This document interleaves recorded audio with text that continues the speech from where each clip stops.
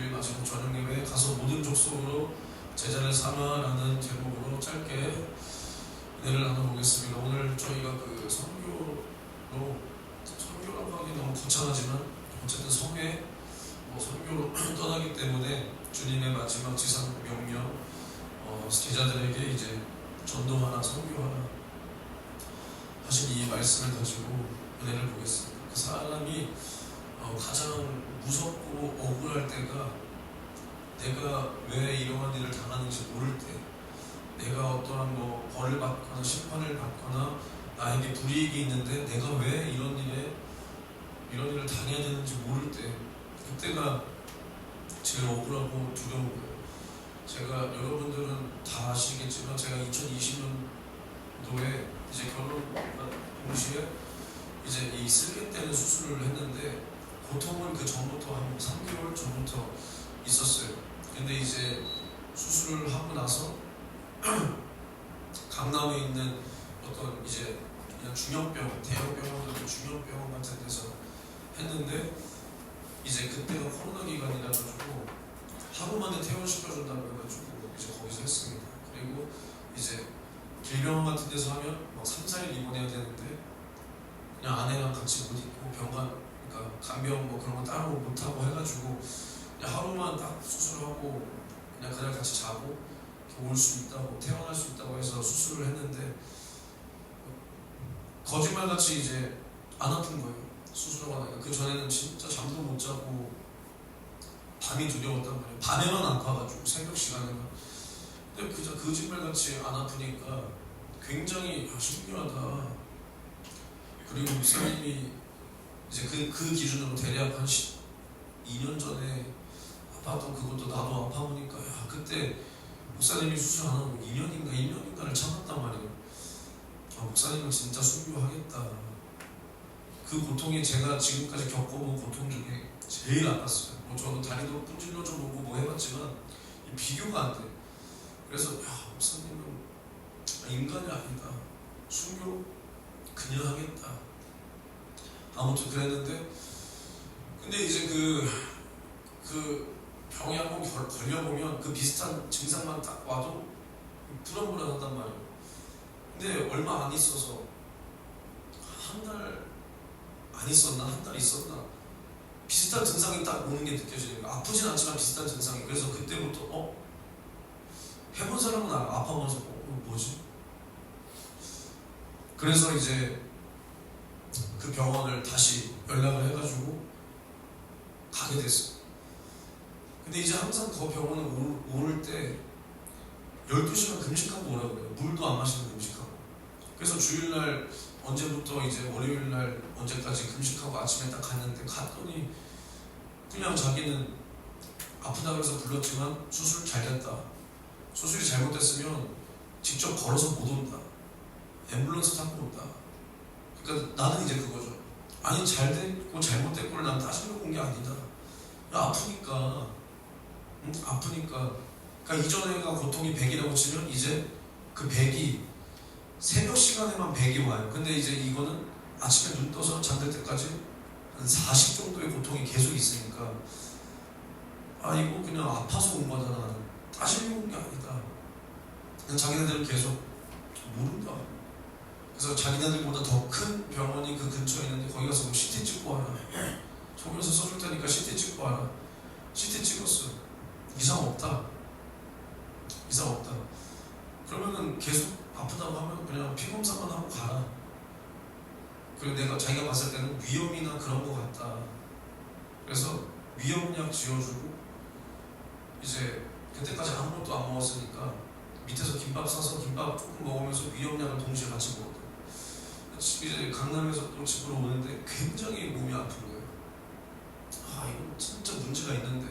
근데 이제 그 의사한테 직접 전화가 왔어. 그 간호사나 원무과에서 전화 온 게 아니라 그 의사가, 그 양반이 직접 전화가 와서 피 검사를 했는 걸 봤더니 간 수치가 몇백이 나왔다. 원래 한 40이 정상인데 몇백이 나왔다. 이거 아무래도 수술하다가 그 조그만 돌이 그 어디 담도 같은 데에 담도인가?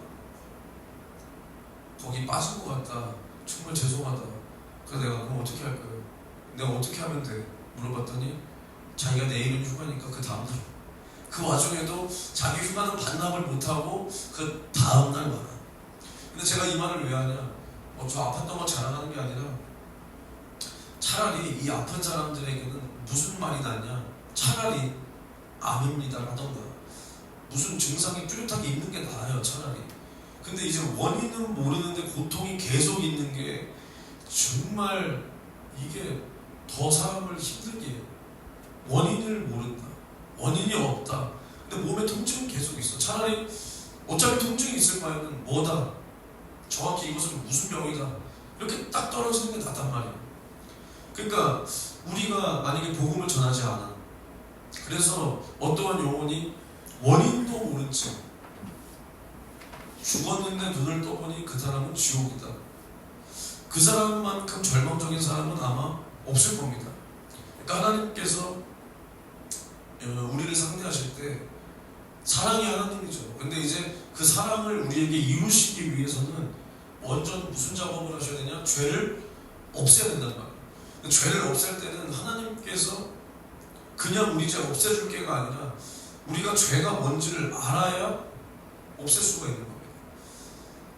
그러니까 물론 이제 아들을 죽이는 그 일은 하나님께서 하시는 거지만, 아들을 하나님께서 죽여놔도 살려놔도 이제 우리가 죄인임을 인정하지 않고 우리가 회개하지 않으면 그 하나님께서 열어놓으신 구원의 길은 아무도 들어갈 수가 없는 거예요.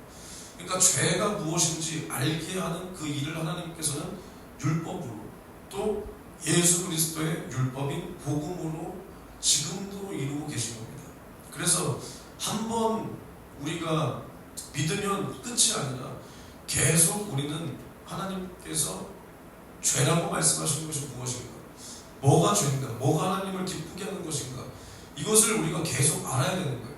그리고 특별히 이제 우리는 구원받았지만 아직 예수를 몰라서 죽으면 지옥 갈 수밖에 없는, 돌이킬 수 없는 그 사람들을 위해서 우리는 복음을 전해줘야 된다는 겁니다. 그래서 예수가 오신 목적은 전도하기 위해서 왔고 영혼을 구원하기 위해서 온 것입니다. 오늘 마태복음 28장의 말씀과 또 사도행전 1장 6절로 8절 말씀은 이제 예수님께서 제자들을 보내시는 그 선교적 말씀인 거예요. 선교적인 말씀. 그래서 이 선교, 이 전도라는 것은 교회 인원을 늘린다든가 자리를 채운다든가 뭐 그런 게 아니라 너희와 같은, 우리와 같은 제자를 삼으라는 거예요. 이제 이 제자들이 부족하지만, 이때 당시도 부족하지만 이제 예수를 만났으니까 너희가 알고 있는 그 나에 대한 지식, 하나님 나라에 대한 지식, 너희가 보고 들은 것, 이것을 전하고, 또 너희가 나의 제자로서 내가 한 일도 너희는 분명히 할 거야. 그러니까 너희가 내가 한 일을 이제는 너희에게 맡긴다, 너희에게 맡긴다, 위임한다, 이 말을 하는 겁니다. 그래서 예수님께서 18절에 뭐라 그러냐, 하늘과 땅의 모든 권세를 내게 주셨다, 그러니까 아버지께서 내게 주셨다. 또 여기서 바로 이어서 그러므로 너희는 가서, 그러니까 이 권세를 내게 주셔서 내가 이 땅에서 전도를 한 거야. 하나님께서 내게, 아버지께서 내게 이 권세를 주셨기 때문에 내가 이 땅에서 너네를 불렀고 전도한 것이야. 병을 고쳤고 귀신 쫓았고 하나님 나라의 복음 전했고 또 죽고 내가 부활했다. 나는 다 이루었으니 이제 이 일을 너네한테 준다, 우리한테 준다라는 거예요. 이 하늘과 땅의 모든 권세, 예수의 권세를 우리에게 준다. 그러니까 우리가 예수라는 게 아니라 그 이름을 이제 우리에게 줬다라는 거예요. 그래서 이 전도는 천사가 하는 것도 아니고 뭐 어디 짐승 새끼가 하는 것도 아닌 오직 사람, 그 중에서 이제 예수를 영접하고 성령 받은 이제 우리에게만 주어진 권세라는 겁니다. 그래서 이 전도인의 권세는 뭐냐? 제자 삼을 권세를 주셨다는 거예요. 그러니까 우리가 제자가 됐고 또 이제 예수님께서 12를 세워서 병 고치고 귀신 쫓고 이제 복음 전하기 위해서 그 제자를 불렀듯이 우리도 이제 그 제자를 삼을 수 있는 권세를 주셨다는 겁니다. 그래서 이제 우리가 전할 건 뭐냐? 간단한 복음. 우리는 죄인인데 우리는 이 죄 때문에 지옥 간다. 그러니까 너희는 이 죄에서 구원받기 위해서 예수를 믿으라. 이것을 전하라는 거예요. 예수는 우리에게 부자 되게 먹을 것 주기 위해서 온 게 아닙니다. 그래서 요한복음 6장에 보면 이제 오병이어의 그 이적을 만난 사람들이 예수님께서 분명히 이제 말씀을 전하고 그들이 돌아가다가 이제 기진할까봐 이제 먹을 것을 준 거잖아요. 그 다음에 이제 그 먹을 것을 싸들고 가. 막 이렇게 싸들고 가. 그러면 만약에 그 사람들이 그걸 들고 가서 야, 예수님이 나 이거 줬어. 그게 준 게 뭐 대단한 거야? 야, 그냥 준 게 아니야. 기도하니까 이게 그냥 마르지 않게 계속돼서 나한테까지 왔어.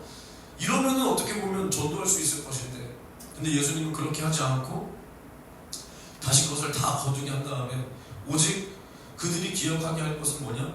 예수의 복음과 그리고 예수께서 우리에게 그 베푸신 그 이적, 그것을 그들이 깨닫고 말로 전하게 했다는 겁니다. 그러니까 예수는 우리를 이 땅에서 부자 되고 뭐 먹을 것, 입을 것 이런 것을 해결하러, 우리의 의식주를 해결하러 오신 분이 아니라 오직 예수 속죄의 피를 흘려주시며 우리를 마귀에게 그 억압된 모든 눌린 자를 고치시고, 그래서 우리의 그 당할 지옥의 형벌을 해결하시며 마귀를 멸하고 우리를 그 저주에서 구원하시기 위해서 오신 것입니다.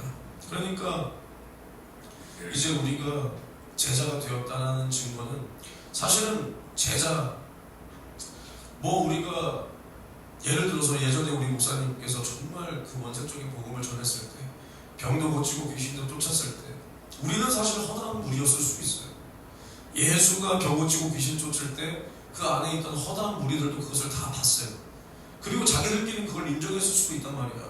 뭐 자기네 집에 가서 야, 예수가 이랬어. 예수 진짜 하나님의 아들 맞아. 근데 그 모습만 보면 제자 같겠지만 결국 예수님이 잡히고 고난당하고 죽을 때는 그 옆에 아무도 없었다는 거예요. 우리가 영적인 것을 보고 뭐 간접적으로 체험하고 그럴지라도 그것은 우리는 허다한 무리인지 아니면 내가 정말 예수의 참 제자인지 증거하는 길은 내가 전도하는지 안 하는지 이것만 보면 알 수 있는 겁니다.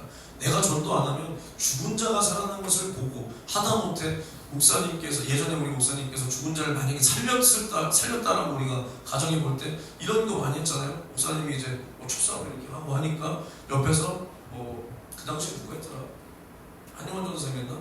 이렇게 마이크 대주면 목사님은 축사해야 되니까 두 손을 이렇게 하고 옆에서 마이크를 대주는 일을 했을지라도 그 사람이 전도하지 않으면 그 사람은 제자가 아니라 허다한 무리고, 거기서 하다못해 그 축사를 받은 내 몸에서 귀신이 떠나가고 병이 고침을 받았을지라도 그것을 증거하지 않으면 그 사람도 마찬가지 예수가 고쳐줬지만 이제 예수께 다시 감사하러 오지 않은 허다한 무리, 그 9의 문둥병자랑 똑같다는 거예요.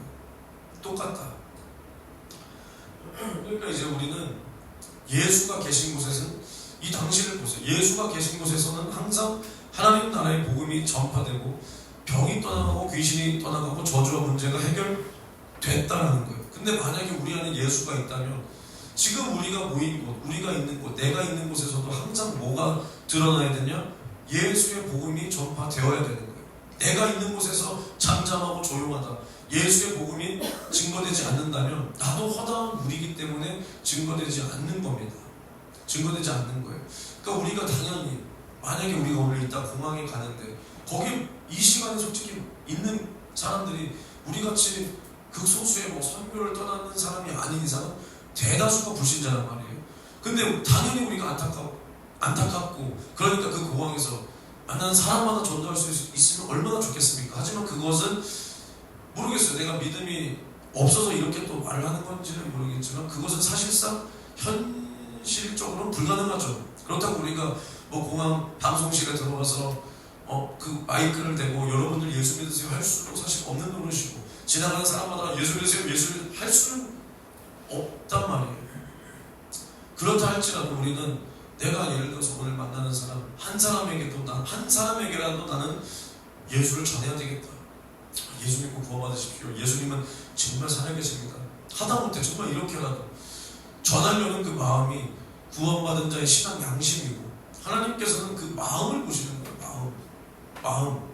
그러니까 내가 있는 곳에 우리가 모인 곳에 항상 예수가 증거되고 예수 복음이 우리 입을 통해서 나오고, 하나님께서 허락하신다면 정말 누군가가 우리 교회에 왔을 때 정말 복음을 듣다가 그 자리에서 병이 떠나가고 귀신이 떠나가고, 아니면 우리가 정말 마음 모아 힘써 기도해 줄 때 이러한 병, 귀신, 저주, 문제가 떠나가는 이런 역사로 하나님께서 일으킨다는 거예요. 일으킨다. 왜냐? 이 권세를 하나님께서 예수에게 주셨고 예수는 또 우리에게 주셨다는 겁니다. 그래서 이제 우리가 주님의 지상 명령에 따라서 모든 족속, 그러니까 뭐 종족, 어떻게 보면 나라보다 더 구체적인 겁니다. 나라보다 더 구체적으로. 대한민국, 이게 아니라 대한민국의, 우리는 뭐 한민족이라고 하죠. 뭐 이 표현이 맞을지 모르겠지만 대한민국의 전라디언, 뭐 경상도, 그러니까 모든 족속에게 다 복음이 증거되어야 된다는 거예요. 그래서 이런 말을 참 많이 하잖아요.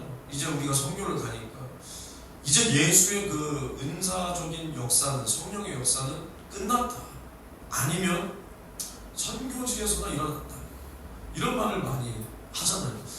근데 우리가 착각하면 안 되는 게 뭐냐, 예수 그리스도는 어제나 오늘이나 영원토록 동일하신 겁니다. 왜냐? 살아계시기 때문이에요. 아니면 동일하지 않으면 두 가지입니다. 예수가 거짓말쟁이거나 죽었거나. 그러니까 그때는 됐는데 지금은 안 됐다. 이것은 사실 예수를 인정 안 하는 거예요. 이게 은은한 불신앙이라는 겁니다, 사실은. 그러니까 우리는 차라리 내가 믿음이 없어서 못합니다, 주님 나에게 제발 좀 믿음 좀 주세요 해야지, 아예 예수 자체를 이렇게 무능한 분으로 만들어버리면 절대로 안 되는 거예요.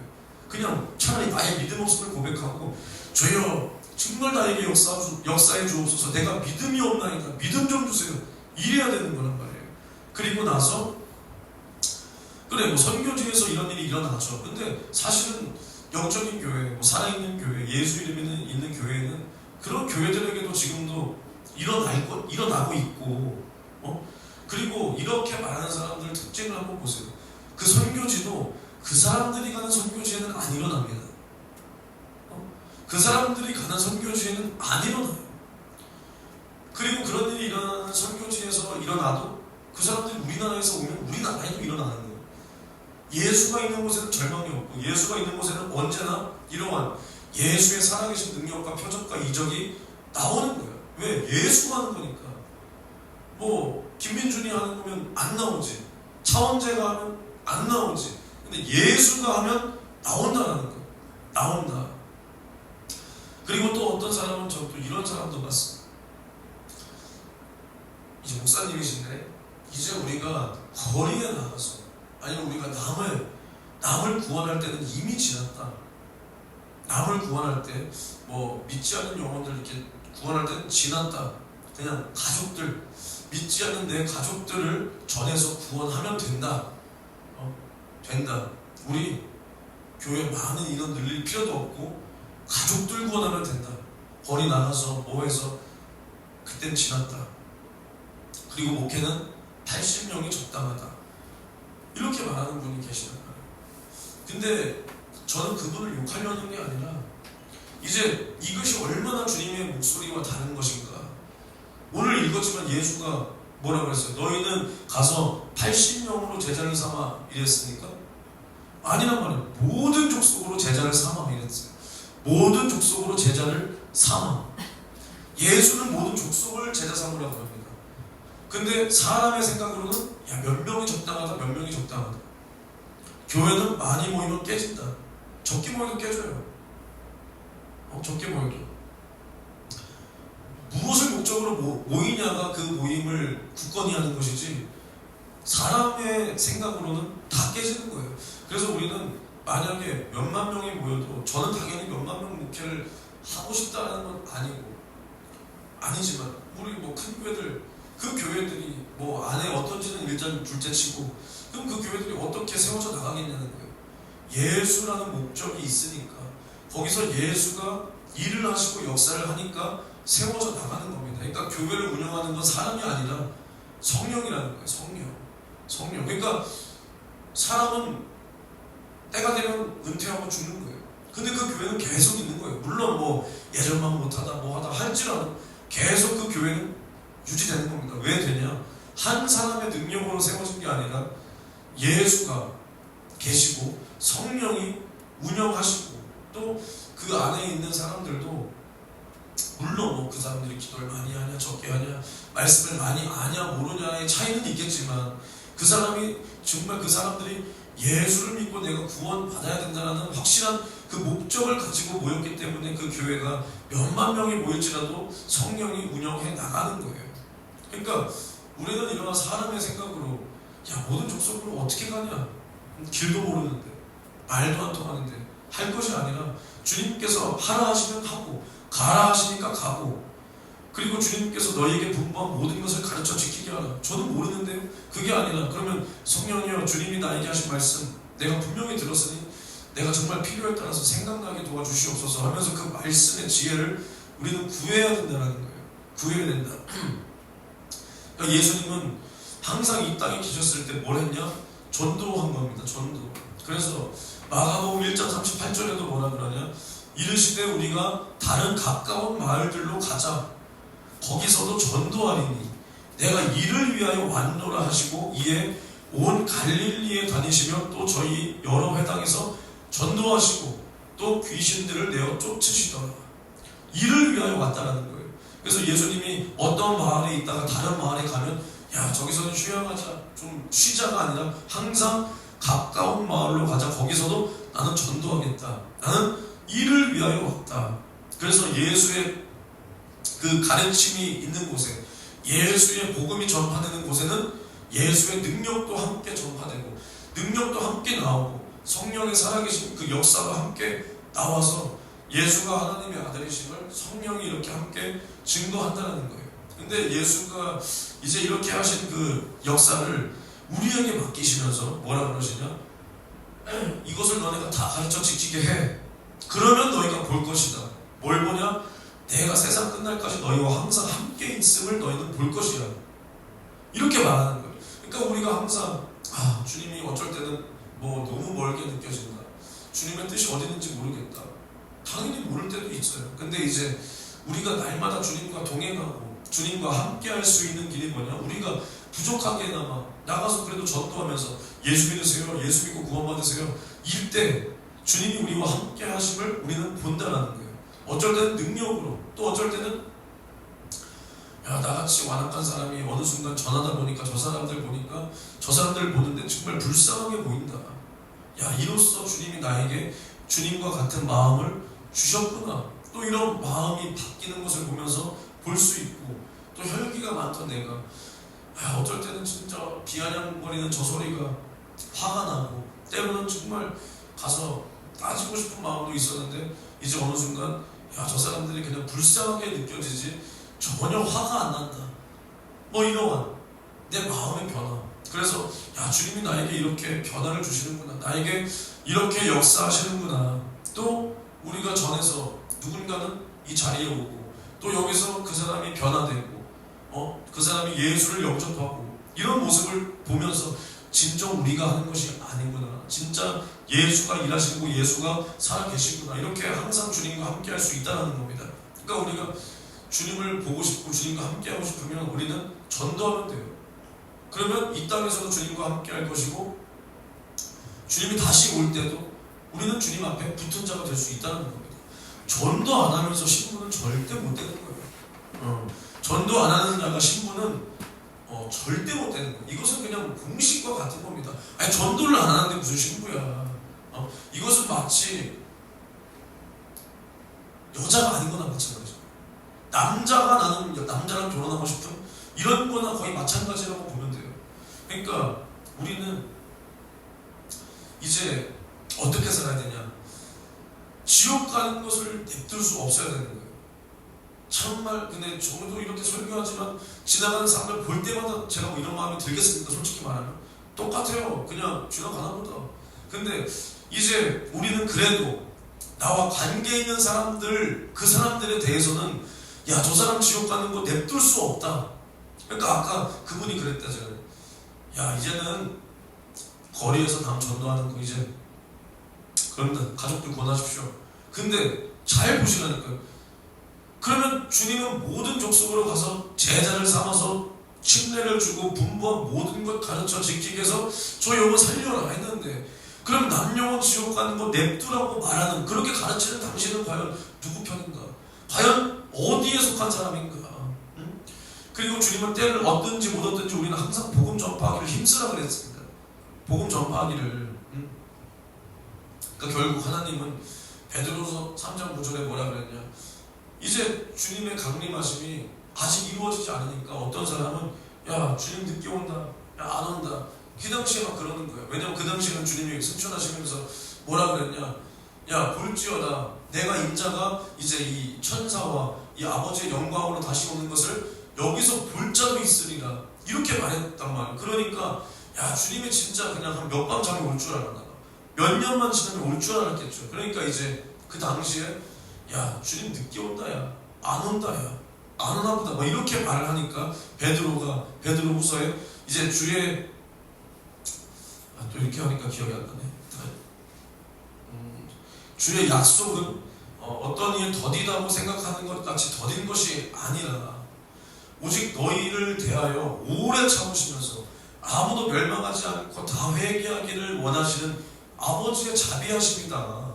왜냐하면 주님이 다시 오시는 이 세상은 심판이에요. 그리고 믿는 우리는 주님 영접하고, 믿지 않는 이 세상은 이제 자비 없는 심판이 임하기 때문에 끝난단 말이에요. 끝. 이제는 뭐 돌이킬 수가 없어. 그게 제일 무서운 거야. 돌이킬 수가 없는 게. 돌이킬 수 없는 게 제일 무서운 거잖아요. 그러니까 이제 하나님께서 마지막 그 기회, 그 주님의 이루어지지 않은, 아직 이루어지지 않은 그 마지막 약속, 재림, 그것을 최대한 미루고 계시다는 거예요. 최대한. 그래서 이것을 우리는 야 더디 온다 더디 온다 육신의 기회로 삼는 것이 아니라 오히려 하나님의 마음을 알아서 야 이것은 주님께서 우리에게 지금 기회를 계속 주시고 계시구나. 무슨 기회? 저 사람 살릴 기회, 저 사람 살릴 기회, 나도 내 영혼을 다시 점검할 기회, 다시 회개할 기회, 주님 앞에 아직 해결받지 않은 나의 죄를 또 회개할 기회, 저 사람 살릴 기회, 야 모든 기회를 주시는구나 하면서 나의 육신의 기회가 아니라 내 영혼의 때를 위한 신령한 기회로 삼을 수 있는 이러한 기회를 우리는 삼아야 된다는 거예요. 삼아야 된다. 그래서 우리가 잘 한번 생각을 해보세요. 이 예수님이 이 땅에 계셨을 때와 또 승천하시고 뭐 1세기, 2세기, 몇 세기, 사실은 뭐 이렇게까지 표현하고 싶지 않지만 지금 세상과 비교하자면 야만의 시대잖아요. 야만의 시대. 뭐 민주주의가 있습니까? 뭐 자기 재산 건 있겠죠. 뭐 그렇다고 자기 땅 아니잖아. 막 영주 막 그런 어떤 주인이 있고 이 나라의 땅이 귀속돼 있고 거기서 누구를 삼고 누구를 거기서 일하고 뭐 이런 식으로 막 할 것이고, 노비제도도 심지어 있잖아. 노비 종, 심지어 예수님도 야 너희 종들아 너희 상관에게 상전에게 복종하라 이랬단 말이에요. 지금으로 치고 굳이 표현하자면 야만의 시대. 사람 목숨을 어떻게 보면 좀 파리 목숨, 왕이 안 맞으면 사람 죽어. 근데 이제 그때 얼마나 예수 믿는다는 게 힘들었겠습니까? 힘들었겠어요. 근데 그렇게 핍박이 심했는데 그때는 어떻게 그 예수의 복음이 계속 사그라들지 않고 결국 이제 주님의 이 말씀, 이 예언, 약속처럼 지금 이 온 세상에 전파가 되었나. 이것이야말로 정말 성령의 역사다. 그래서 주님이 뭐라 그랬습니까? 내가 떠나가는 것이 너희에게 유익이다. 그래야 보혜사가 온다. 어제 우리 김영민 전도사님의 설교처럼 주님이 이 땅에 계시면 물론 주님의 능력이 있지만 뭐 순간이동도 하고 물도 걷고 하지만 주님을 만난 곳에서만 주님이 전파되잖아요. 주님이 직접 가야 그 역사가 나오는 거잖아. 근데 성령은 이제는 믿는 자 모두에게 오셔서 뭘 드러내냐? 이제 우리가 어떻게 보면 주님의 성전으로서, 성전은 하나님의 말씀을 담은 곳이고 하나님의 이름을 모신 곳이니까 그 성전의 특성으로 이제 예수 이름이 내 안에 있으니까 예수를 증거하고 예수가 하신 일도 하고 예수의 사랑도 보여주고, 어떻게 보면 그러니까 우리가 제자 좀 이렇게 표현하고 싶지 않지만 어떻게 보면 작은 예수, 정말 제자. 그러니까 그게 제자라는 거, 뭐 우리가 신이라는 게 아니라 진짜 그렇게 제자잖아요. 제자. 똘마니는 두목이 하는 일을 하는 거예요. 두목이 시킨 걸 하는 거예요. 제자도 마찬가지로 스승이 한 일을 하는 거예요. 그래서 우리는 이제 만인 제사장, 또 성전, 또 제자, 또 신부로서 정말 이제 우리가 있는 곳에는 주님이 하신 일이 그대로 재현되고 정말 우리가 있는 곳에는 정말 주님의 복음이 또 증거되는 이러한 일을 하기 위해서 누가 오셨냐? 성령이 오셨다. 그래서 이 정말 봐보세요. 이 척박한 땅에 이 예수의 죽음과 이 부활을 은폐하려고 분명히 그 병사들도 다 봤어. 시신이 없는 걸. 근데 이것을 본인들도 이제 알고 인정할 수밖에 없는 거예요. 근데 그것을 믿진 않아. 그러니까 인정은 한다니까. 근데 믿는다는 게 뭐야? 예수를 자신의 구세주로 받아들이지 않아. 그래도. 그러니까 이것을 은폐하려고 돈 먹이고 별짓거리 다 했지만 이 복음이 땅끝까지 전파된 것은 정말 하나님은 어떻게? 살아계시다는 거예요. 살아계시다. 그냥 이것이야말로 그냥 하나님의 살아계신 역사예요. 그토록 이 복음의 뿌리를 뽑으려고 콜로세움에서 사자를 풀어서 사람들을 사자밥을 만들고 별짓거리 다 목을 자르고 뭐하고 해도 정말 이렇게 복음이 땅끝까지 전파돼서 그 이스라엘 기준으로 정말 저쪽 동쪽 끝에 작은 나라 이 대한민국까지 이 복음이 전파된 거예요. 그래서 이 안에서도 우리가 정말 이 만수동, 구월동, 뭐 어디 상복동 뭐 이 변두리 사람인 우리가 이 복음을 만나서 이렇게 예수의 목숨을 걸고 싶은, 아직 걸지 안 걸지 모르잖아요. 우리가 걸고 싶은 이러한 소망이 있기까지 정말 하나님은 살아 계시다. 근데 우리가 잘 한번 생각을 해보면, 근데 왜 지금은 이렇게 믿기가 편한데 사람들이 오히려 더 믿지 않을까? 더 믿으면서 오히려 떨어질까? 누굴 죽이지 않아. 그러니까 물론 뭐 지금도 이슬람권이나 어디서 목숨 걸고 신앙생활 하는 사람이 있지만은 뭐 우리나라나 미국이나 한때 이제 우리 이 믿음, 신앙생활, 영적 생활이 왕성하게 일어났던 나라를 보면 왜 그렇게 왕성하게 신앙생활이 일어나고 지금 오히려 뭐 스마트폰이니 유튜브니 뭐 조금만 마음을 먹으면 쉽게 복음을 접할 수 있고 복음을 전할 수 있고 또 비행기니 기차니 자동차니 정말 이러한 교통편으로 교회도 쉽게 갈 수 있고 심지어 지금 이제 우리가 지금 3시 기준으로 한국에 있지만 한 7, 8시간 후면은 필리핀에 있는 거예요. 정말 이 굉장히 빠르게 이동할 수 있는 이 세상 속에서 오히려 믿음은 더 쇠퇴하고 쇠약해지고 왜 더 선교는 안 하고 더 전도는 안 할까? 이것을 한번 우리가 생각해 볼 때 핍박보다 더 무서운 게 뭔가? 세속화와 혼합이다. 우리가 이것을 알 수 있는 거예요. 저도 마찬가지. 군대에서 1, 2등병 때 제가 그래도 2010년도에 비교적 현대식 군대 갔는데 그래도 핍박이 심했어요. 그리고 거기 군종들 중에서도 제가 단연코 핍박이 심했습니다. 저랑 견줄 만한 친구 한 명이 있었는데 저랑 그 친구는 정말 심했어. 근데 저도 뭐 이렇게 표현하고 싶지 않지만 그 친구랑 저는 그래도 모이며 군종들 모여서 짜파게티 끓여 먹고 그 당시에 신문물이 뭐냐? 아이패드. 거기 이제 민간인 누나들도 댕기니까 아이패드로 그 뭐야? 앵그리 뭐지? 그 게임. 갑자기 생각 앵그리버드 막 해. 근데 나랑 그 친구는 그거 할 시간이 어딨어? 교회 힘들게 와서 그거 하려고 뭐 교회 옵니까? 그래도 저 때는 네모반에 그게 다 있었어요. 쿡TV. 넷플릭스까지는 아니어도 쿡TV로 막 지난 방송 다시 보고 할 수 있었단 말이야. 쿡TV 뭐지? 뭐하러 와서 앵그리버드. 저는 그런 거 아니야. 근데 저랑 그 친구는 골방에 들어가서 왜냐? 우리는 당장 내일도 교회 와야 돼. 힘들게 전쟁하고 와야 돼.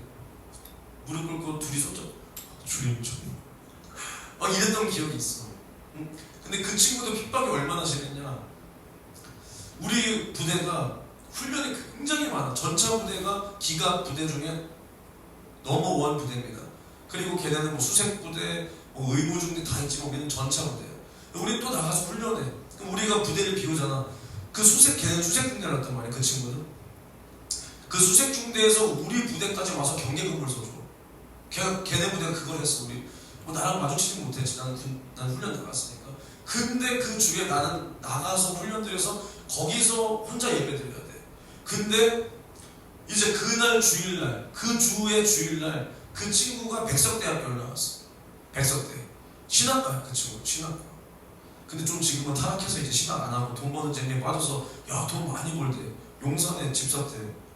8월달에 결혼한다고 하는데 가가지고 내가 조금 개척할 건가 내가 얘기했지.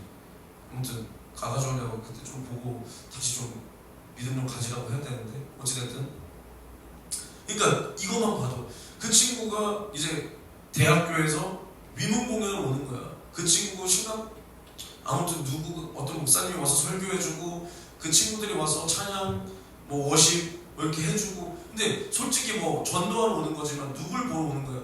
그 친구 보러 오는 거잖아. 근데 그 부대는 선임도 핍박을 하지만 간부들도 걔 안 보냈어. 안 보냈어.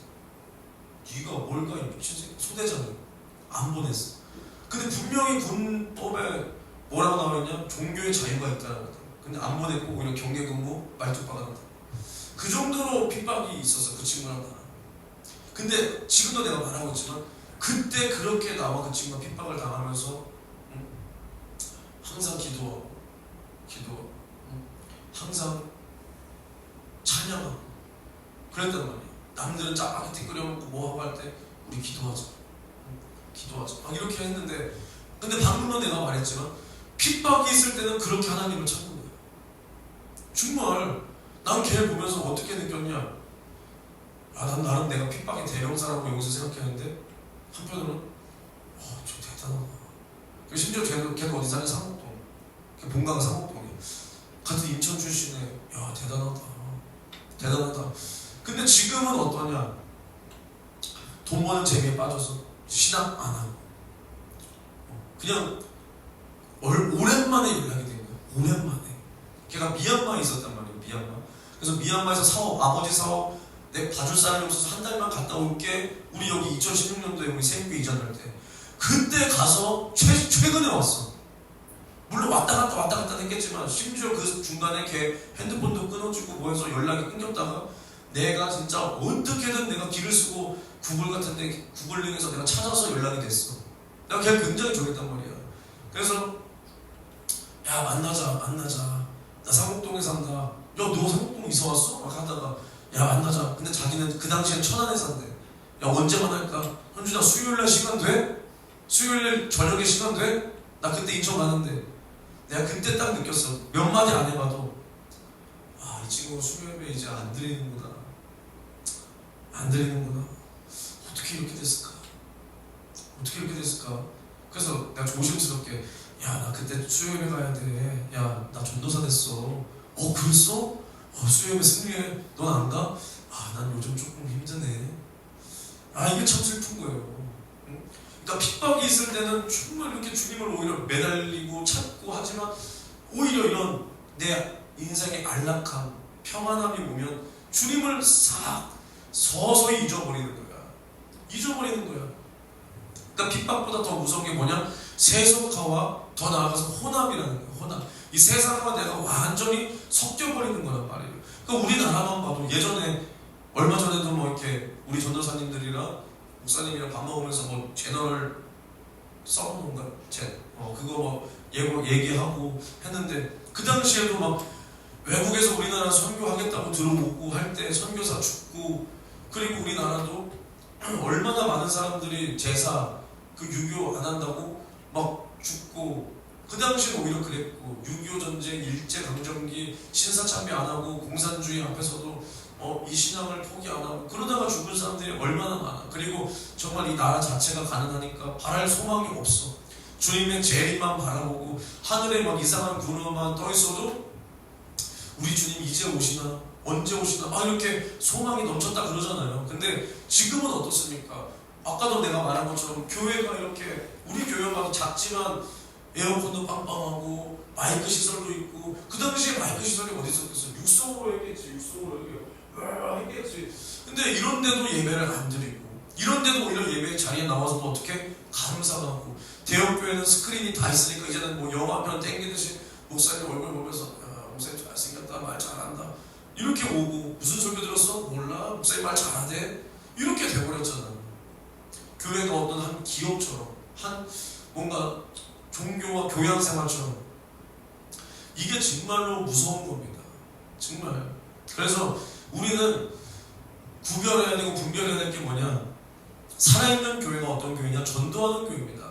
그러니까 전도하지 않은 교회, 전도 자체를 잃어버린 교회는 어떤 교회냐? 사실 예수를 잃어버린 교회예요.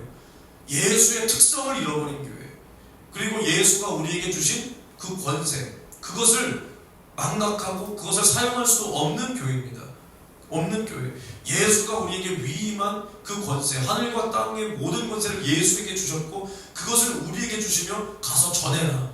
근데 그 권세를 우리는 잃어버린 거예요. 잃어버린 거.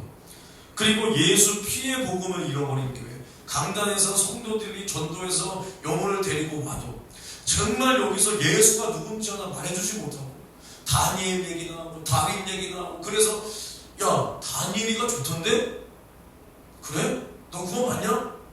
구원이 뭔데? 야 다윗이가 좋은 사람이던데? 그래서 너 예수는 아냐? 예수가 누구야? 다윗이 먼저 아냐? 이런단 말이에요. 그러니까 제가 어제 오랜만에 이제 본가에 갔어요. 할아버지 이제 소천한 이후로 이제 처음으로 부모님을 뵀죠. 참 저도 무심한 아들이. 근데 저는 이제 예전과는 좀 달라진 제 모습을 좀 발견했어요. 아버지랑 대화할 때도 물론 좋게 대화해요. 근데 이제 아버지가 어떤 얘기를 할 때 예전에는 그게 아니라 그냥 내 뭔가 주장, 내 생각을 말하기 바빴는데 지금은 그냥 인정이 되는 거예요. 아버지 말이. 그러네. 내가 그렇게 생각을 못했는데. 그러니까 예를 들어서 작은아버지한테 연락 좀 해봤어? 창립 예배 때도 왔잖아요. 그러게 연락해봐야지 하면서도 연락을 못했는데 더 챙겨오면 연락처를 모르네. 야 그래도 연락 좀 해보고 해야지. 그때 이렇게 왔는데 응? 그리고 작은아빠 요즘에 힘들대.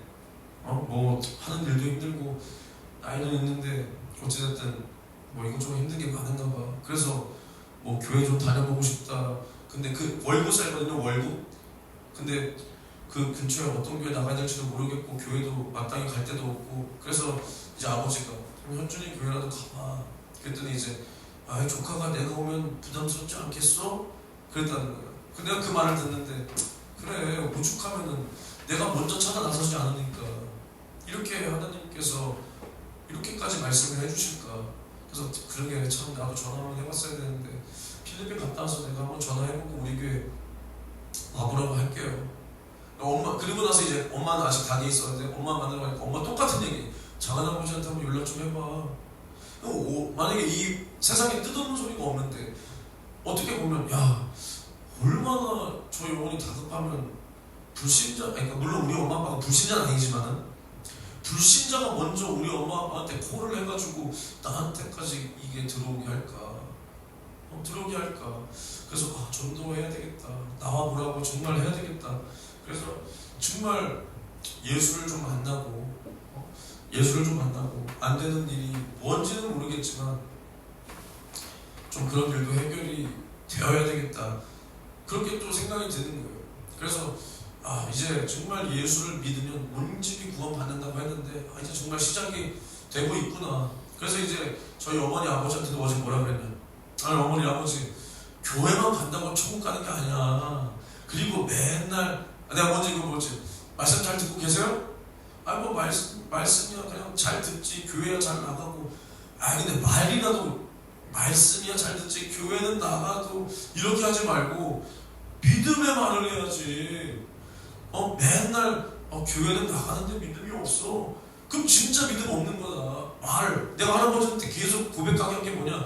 하나님 나의 아버지, 예수님은 나의 구세주. 이것을 계속 하다 보면 진짜 하나님이 나의 아버지고 나의 구세주가 된 게 믿겨진다.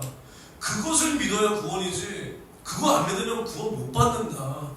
그러니까 믿음도 우리가 말씀을 듣고 그 말씀을 하나님께서 믿게 해주셔야 우리가 믿는 거다. 그러니까 말씀은 듣지만 이게 아니라 하나님 정말 나에게 믿음 좀 주세요.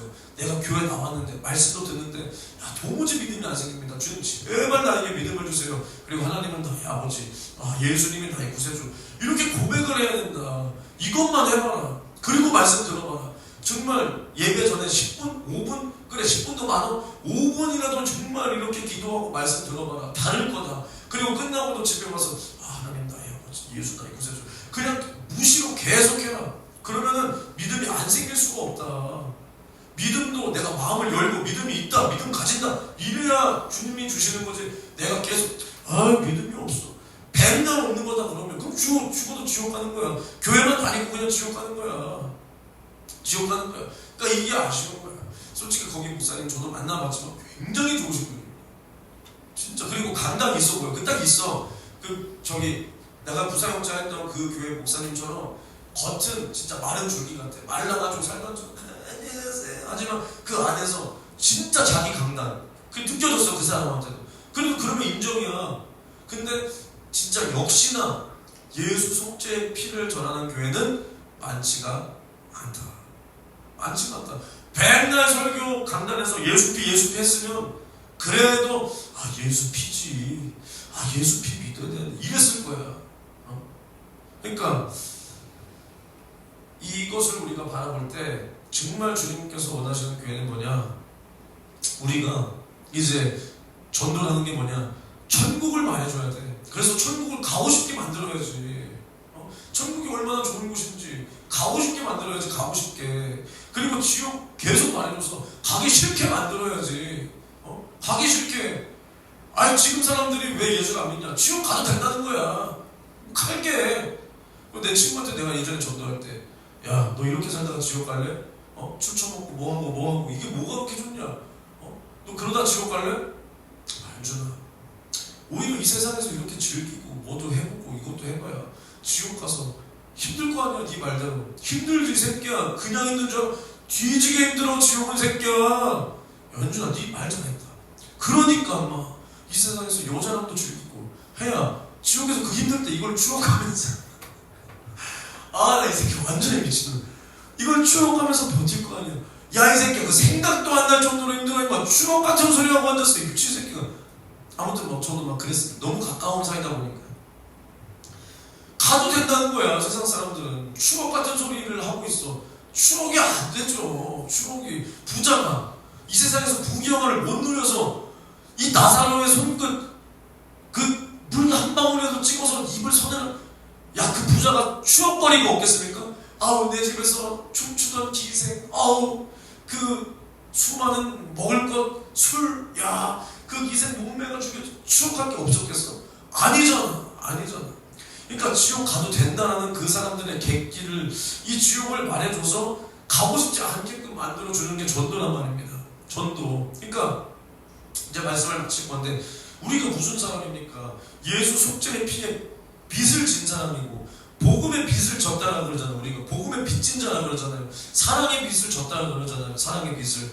그러니까 예수 속죄의 피에 그 예수의 사랑에, 그리고 그것보다 더는 아니지만 그것 이후에 또 무슨 빚을 졌냐? 이 복음을 전하다가 흘린 수많은 순교자들의 피에 빚을 졌잖아요. 예수야, 그래, 우리를 사랑하시고 우리를 창조했다 쳐. 근데 그 순교자들은 무엇을 위해서 이 피를 흘려나는 거야? 나랑 피 한 방울 섞이지 않은, 얼굴도 모르는 우리에게까지 복음이 전해지기까지 자신의 피를 쏟은 그 순교자들의 피와, 또 우리에게 예수를 알게 해준 사람, 우리에게 전도한 사람이 있을 거 아니에요. 너한테 누가 전도했어?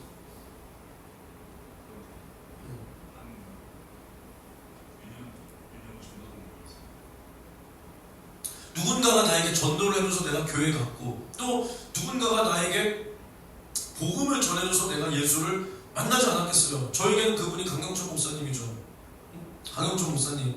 정말 그 예전에, 지금의 목사님 말고 예전에 그 목사님을 떠올리면 참 코끝이 찡해져요. 그 정도로 나에게 복음을 전해준 그 사람에 대한 감사. 그 사람이 우리를 이렇게 할 필요가 없잖아요. 여러분들에게 복음을 전해준 사람, 예수를 알게 해준 사람, 물론 우리가 스승이 같지만은 그 전부터 예수를 믿었던 분들은 또 다른 생각나는 분들이 있을 거 아니에요. 근데 그 사람들의 섬김과 사랑이 당연한 게 아니듯이, 우리가 그 사랑을 받았잖아요.